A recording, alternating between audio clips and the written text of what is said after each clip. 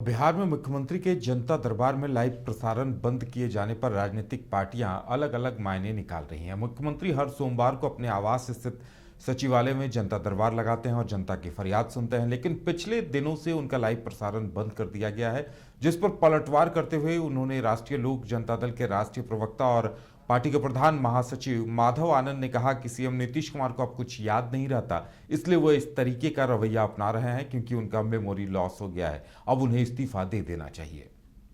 आदरणीय नीतीश कुमार जी की जो स्थिति है, उस स्थिति से बिहार की जनता अच्छी तरह जो है सो भली भांति अच्छी तरह समझ चुकी है कि अब उनकी मनोदशा क्या है, उनकी कुछ नहीं चल रही है। स्वाभाविक है कि उम्र का तकाजा भी है और जिस रूप में जिस गठबंधन में वो हैं और जिस गठबंधन में वो हैं, उस गठबंधन में लगातार उनको प्रताड़ित किया जा रहा है, अपमानित किया जा रहा है और वो इस चीज़ को महसूस भी कर रहे हैं। तो मुझे लगता है कि निश्चित रूप से आदरणीय नीतीश कुमार जी के लिए यह सबसे कठिन दौर है, जिस दौर से वो गुजर रहे हैं। न बिहार की जनता को उन पर भरोसा रहा, न उनके ही घटक दल यानी महागठबंधन के साथियों को उन पे भरोसा है। तो स्वाभाविक है मीडिया पे भी कुछ भड़ास निकालते हैं। जो मीडिया हमेशा से नीतीश कुमार जी के साथ रहा, अभी भी नीतीश कुमार जी के साथ खड़ा है मीडिया, अब उस मीडिया को ही बैन कर रहे हैं, तो आप अनुमान लगा सकते हैं कि वो।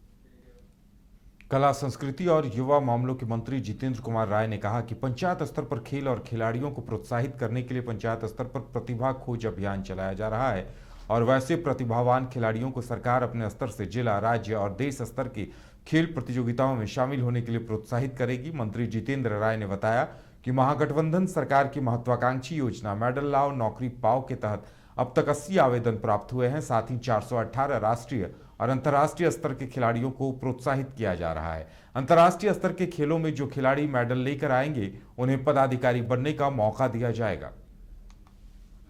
अभी 80 से अधिक खिलाड़ी नौकरी भी बिहार सरकार में पाने की स्थिति में है। अब 1 महीना के अंदर में उन लोग का सब लोग का एप्लीकेशन डाउनलोड हो चुका है, जो लोग मेडल लाए।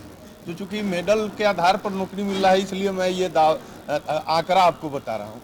तो ये कहना है कि जो खेल के लिए संबंधित प्रशिक्षण की आवश्यकता है, तो समय समय पर आप देख रहे हैं कि राष्ट्रीय स्तर के जो भी कोच हैं, वो अभिषेक यादव हो फुटबॉल वाले, या बैडमिंटन वाले फॉर्मूला जी हो, या वो अर्जुनावाड़ी जो हमारे थे अर्जुन सिंह, तो तमाम लोग बिहार आए और जो हमारे खिलाड़ी हैं उनको ट्रेनिंग दिए और अपने कैंप में भी ले गए।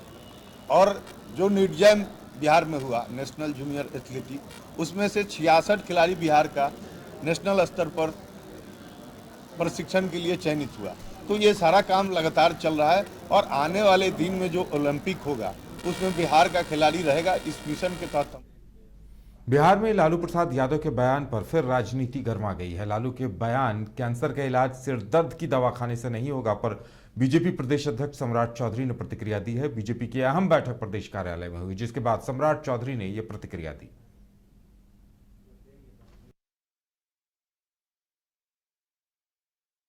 लालू प्रसाद जी स्वयं ही बिहार के लिए कैंसर साबित हुए। बिहार में अराजकता की स्थिति बनाने वाला कोई नेता रहा तो उनका नाम है लालू प्रसाद। और लालू प्रसाद जी ने ही बिहार में जातीय उन्माद फैलाकर और ये जो कैंसर की बात कर रहे हैं, ये सिर्फ और सिर्फ लालू प्रसाद ने ही उस स्थिति उत्पन्न की।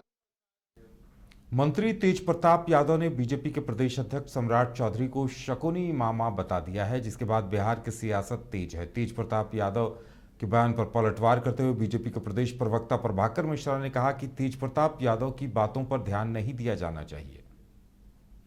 देखिए, भारतीय जनता पार्टी के यशस्वी प्रदेशाध्यक्ष आदरणीय सम्राट चौधरी जी पर जो अमर्यादित टिप्पणी आई है, तो जो टिप्पणी किए हैं न उनकी शैक्षणिक योग्यता है न उनको बौद्धिक क्षमता है कि वो सम्राट चौधरी जैसे लोगों पर टिप्पणी करें।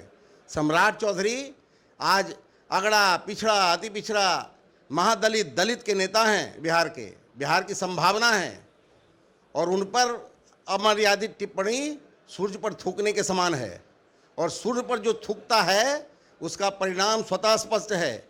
और मेरी एक सलाह है उनको, जो काम वो करते आ रहे हैं वही करते रहें, वृंदावन जाएं, बांसुरी बजाएं और भगवान श्री कृष्ण और देवी राधिका का किरदार वो स्वयं निभाएं।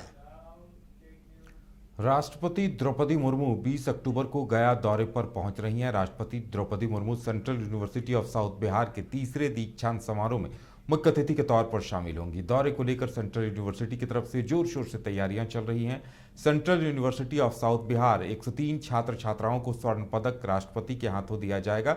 साल 2016 से लेकर 2020 तक विभिन्न विषयों में पास होने वाले छात्रों को डिग्रियां दी जाएंगी। इसकी जानकारी central university of south Bihar के कुलपति प्रोफेसर कामेश्वर नाथ सिंह ने मीडिया से बातचीत के जरिए दी। दीक्षांत समारोह हुआ था और 2018 में दूसरा हुआ था। एक लंबे समय के बाद यह हो रहा है क्योंकि बीच में कोरोना का कालखंड था, शैक्षणिक गतिविधियां अवरोधित थी और इस लंबे समय के बाद यह हो रहा है। ये लड़कों की भी इच्छा थी, हमारे अभिभावकों की भी अपेक्षा थी, हमारे परिवेश में जो गांव हैं, जो नागरिक हैं, उनकी भी अपेक्षा थी कि विश्वविद्यालय कन्वोकेशन का आयोजन करे। तो यह आयोजन हो रहा है और हम अपने राष्ट्रपति महोदय की अगवानी में, उनके स्वागत में अपनी पूरी तैयारी में लगे हुए हैं।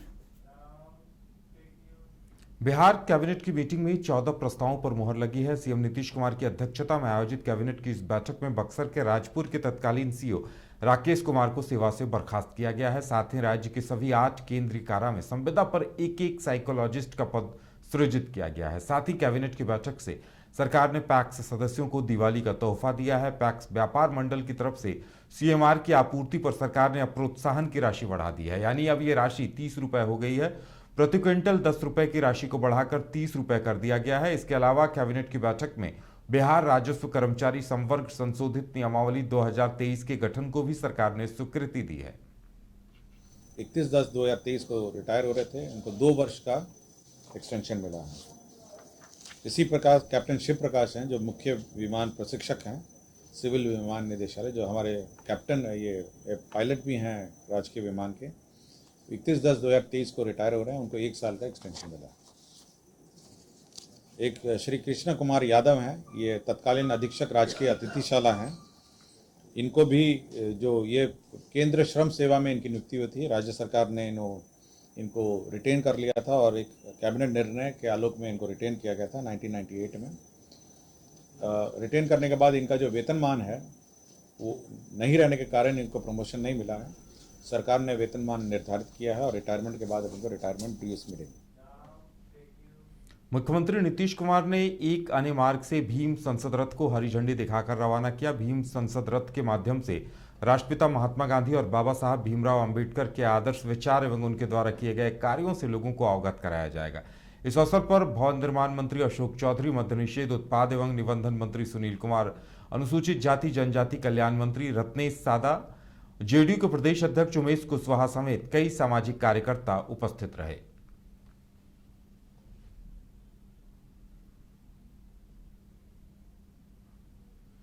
आरजेडी प्रदेश कार्यालय में जनता दरबार लगाया गया। जनता दरबार में भूमि सुधार, राजस्व मंत्री आलोक मेहता और खेल मंत्री जितेंद्र राय ने लोगों की फरियाद सुनी। आलोक मेहता ने मीडिया से बातचीत करते हुए कहा कि भूमि सुधार राजस्व विभाग में जो समस्याएं आ रही थी उनका निदान कर लिया गया है और जो भी समस्या है उसका जल्द से जल्द समाधान किया जाएगा। वास रहित भूमिहीन को पर्चा देते हैं, जमीन देते हैं, सरकार देती है जमीन 3 से 5 डिसमिल। वास रहित भूमिहीन मतलब उसके पास कोई भी जमीन नहीं, जिसके पास कोई ज़मीन ही नहीं है, उसके आर्थिक स्तर को किसी डेटा की कहाँ ज़रूरत है, वो तो दिखाई पड़ रहा है सोसाइटी में। पिछले दिनों हमने घोषणा की थी कि इस वित्तीय वर्ष में हम लगभग 23,000-24,000 जो पिछले लिस्ट के हिसाब से बचे हुए भूमिहीन हैं, वासरहित भूमिहीन, उनको हम पर्चा दे के बसाए। नहीं, अभी तो डेटा में अभी मैं बता रहा हूँ लेकिन और उस 24,000 में से लगभग 8,000 पर्चे बांट दिए गए हैं और अभी बांका में माननीय मुख्यमंत्री जी के साथ हम लोगों ने 1100 पर्चा बांटा और अभी करीब 6-7 हज़ार पर्चा हम 1 से 1.5 महीने के अंदर बांटते जा रहे हैं। इस तरह से मार्च 31, 2024 तक हम 24,000 पर्चा पूरा देंगे। साथ में पैरेलली हमने एक ऐप डेवलप किया है, लॉन्च किया है। भारतीय जनता युवा मोर्चा बिहार प्रदेश अध्यक्ष भारतेंदु मिश्रा ने कहा कि भारतीय एथलीटों ने विभिन्न खेलों में ऐतिहासिक प्रदर्शन करते हुए 107 मेडल हासिल करके समस्त विश्व में अपने भारतीयों को गौरवान्वित होने का मौका दिया। उन्होंने आगे कहा कि साधन सुविधा और प्रोत्साहन में मोदी सरकार कोई कमी नहीं छोड़ रही। मोदी सरकार की तरफ से खेलो इंडिया के बजट में 400 करोड़ रुपए की बढ़ोतरी की गई है। अब इसका बजट 1000 करोड़ रुपए कर दिया गया है। यह दर्शाता है कि मोदी सरकार खेल को बढ़ावा देने के लिए और युवाओं को नए नए अवसर देने के लिए जो संकल्प लेती है उसे पूरा भी करती है। हम लोगों की यह प्रेस वार्ता विगत दिनों चीन में हुई एशियाड गेम के संदर्भ में है। जिस प्रकार से भिन्न भिन्न खेल के प्रारूपों में भारत के एथलीटों ने शानदार प्रदर्शन करते हुए 107 पदक भारत के नाम, भारत की झोली में किया। इसके लिए उनको बहुत बहुत कोटि धन्यवाद। और 107 पदक तालिका में 28 गोल्ड, 38 सिल्वर और 41 ब्रॉन्ज पदक भारत के खिलाड़ियों ने भारत के लिए जीता। मित्रों, निश्चित रूप से उनके कड़ी परिश्रम, मेहनत, जज्बा और उनके समर्पण को मैं सलाम करता हूं। और उनके सहायक स्टाफ जैसे कोचिंग स्टाफ, डॉक्टर इत्यादि को भी मैं अपना धन्यवाद प्रकट करता हूं। उन्होंने एक बहुत ही अच्छा टीम बनाकर जिस प्रकार से एशियन गेम में भारत के शतकों का शतक लगाया, पदकों का शतक लगाया, उनको कोटि से धन्यवाद है।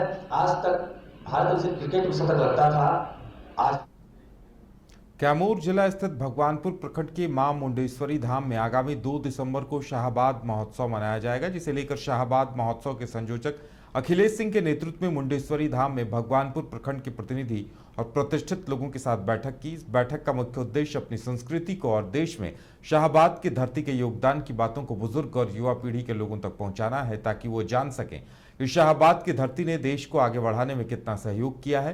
कला संस्कृति के साथ मां मुंडेश्वरी धाम में पर्यटन को बढ़ावा देने के उद्देश्य से शाहबाद महोत्सव का आयोजन किया जा रहा है, जिसमें भाग लेने के लिए देश के विभिन्न कोने से लोग आएंगे। धरती पे शाहबाद महोत्सव को लेकर के एक बैठक हुआ। 2 दिसंबर को एक महोत्सव होने वाला है इसी मां मुंडेश्वरी के प्रांगण में। उसी को लेकर के आज भगवानपुर ब्लॉक के सभी प्रतिष्ठित लोग जुटे हुए हैं। समाज सेवा से जुड़े हुए, शिक्षा के क्षेत्र में योगदान देने वाले या हर क्षेत्र के लोग जुड़े हुए हैं, पत्रकार बंधु भी हैं। और शाहबाद के गौरवशाली ऐतिहासिक सांस्कृतिक परंपरा को, विरासत को याद करते हुए और यहाँ पर्यटन को बढ़ावा देने के लिए इस महोत्सव का आयोजन हो रहा है। कैमूर में महोत्सव हो रहा है। हाँ, किसकी जगह पे होगा चिन्हित की? कैमूर में मुंडेश्वरी धाम। वाक्य एवं श्रवण विभाग की रजत जयंती के साथ आयोजित विश्व श्रवण वैज्ञानिक दिवस समारोह का आयोजन पटना के IIHIR संस्थान में किया गया। इस मौके पर जज संजय कुमार, कुलपति बिहार स्वास्थ्य विज्ञान विश्वविद्यालय SN सिन्हा समेत संस्थान के निदेशक डॉक्टर अनिल सुलभ समेत कई लोग मौजूद थे। मौके पर SN सिन्हा ने कहा कि बिहार स्वास्थ्य विज्ञान विश्वविद्यालय के कुलपति डॉक्टर SN सिन्हा ने कहा कि बिहार में वाक श्रवण विशेषज्ञों की बहुत आवश्यकता है। इस अभाव की पूर्ति में योगदान देने वाला बिहार का यह संस्थान सिर्फ उत्तर भारत का न पहला संस्थान है, बल्कि गुणवत्तापूर्ण शिक्षण और प्रशिक्षण के लिए भी प्रशंसनीय है। पहला है कि गुणवत्ता की यहाँ मेंटेन, ये आप लोगों का मेहनत में हमने देखा है, आज भी देखे। और आप लोगों की लगन, सीखने की जो लगन है, ये बहुत काबिल तारीफ। अभी मैं घूम रहा था, देख रहा था, तो हमारे डायरेक्टर साहब को काफ़ी क्वेश्चन कर रहे थे। इतना आसान बात नहीं है, एग्जामिनेशन था, कड़ा एग्जामिनेशन ले रहे थे और उसमें आप सब लोग पास हैं, ये बड़ी खुशी की बात।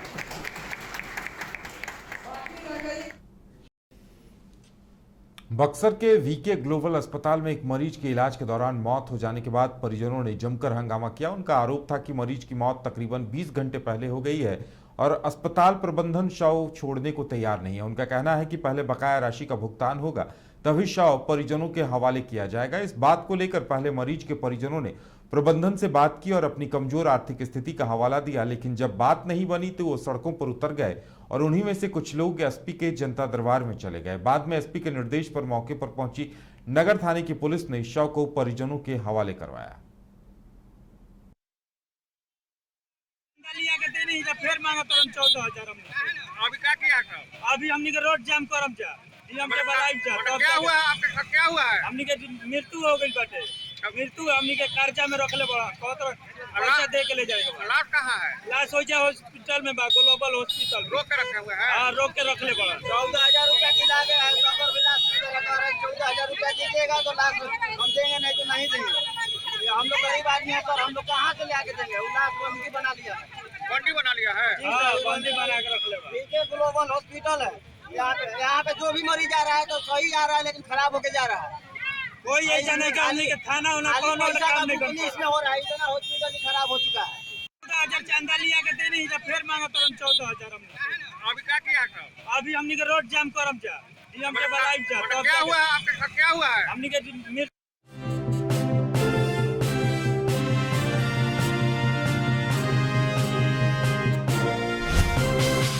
IIT जी नीट एस्पिरेंट्स के सपने को पंख देने आ गया है कंप्लीट सॉल्यूशन इंस्टीट्यूट। यहाँ है smart classroom, 1-to-1 doubt clearing session, ask the expert, video solution और भी बहुत कुछ। मतलब हम करेंगे आपको गाइड, बनेंगे आपके mentor. Foundation classes from class 6 onwards for your bright future. Visit complete